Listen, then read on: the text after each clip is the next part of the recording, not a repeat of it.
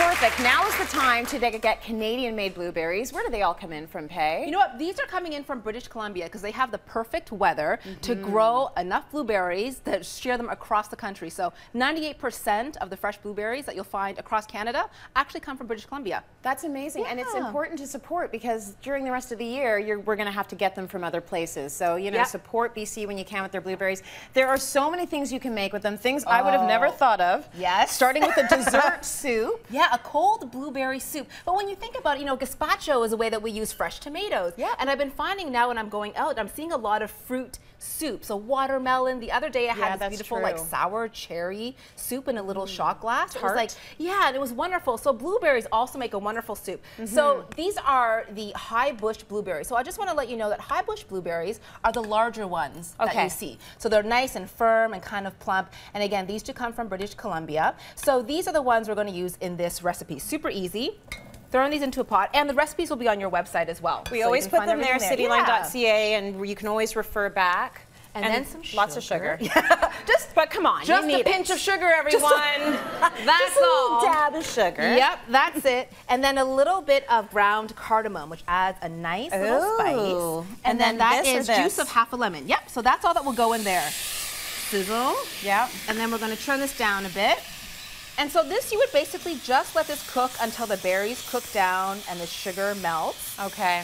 And I just love using blueberries in different ways because like you said, this is the season. Up until about early fall, you can find fresh Canadian blueberries in your grocery store. So, you know, why not support the Canadian growers if you can? And the high bush blueberries, actually, they can grow up to 6 feet.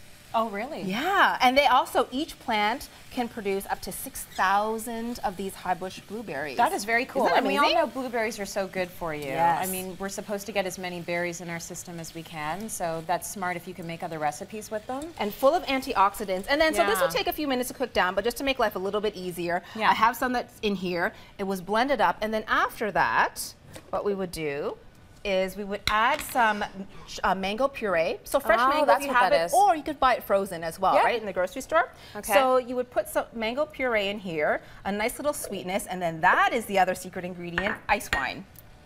Oh, smells good.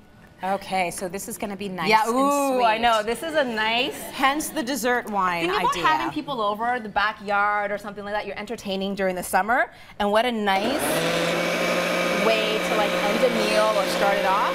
It's that deep purple color. Whenever you see that, you know you're getting good nutrients. Yeah, isn't that beautiful? So actually I have a finished one right there, and we can also, you know, pour some in there. So there it is right now. Really so you were saying also you can throw them into shot glasses, which I love that idea. Just to have a little taste, right? Something a little bit sweet. Because it's probably pretty rich. Right? It is, so and nice and just like so refreshing. And I think when people think of blueberries, they often think like, well, I put that into my smoothies in the morning, as you should, you know? Yes. And yogurt and granola, and that's a perfect breakfast. But there's so many great ways to use savory, to use blueberries in your savory dishes. So for example, I'm going to make this cold soba noodle salad. Okay. And so this is what it would look like when it's done. Oh, wow. And of course, with some blueberries there. Yeah, so I'll show you actually how easy it is. Again, this recipe will be on your website. So I've got in here a little bit of honey. I want to add in some vegetable oil. So you're making a vinaigrette.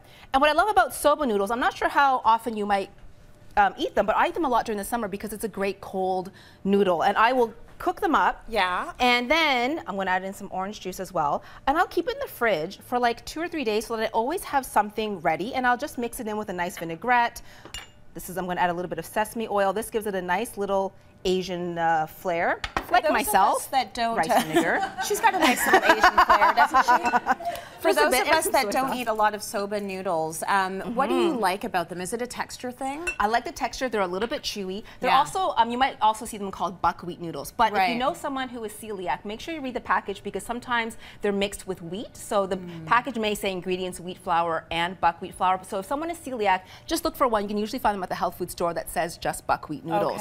But I love it because it's kind of nutty. It's a great cold lunch, right? So, you know, to make the night before, take it to work the next day. And then what I like about this too is whatever you've got growing in your garden this time of year, herbs, vegetables, whatever it is, throw it in. So I've got some cooked chicken here, for example. You can use tofu as well if you want a vegetarian. Peppers.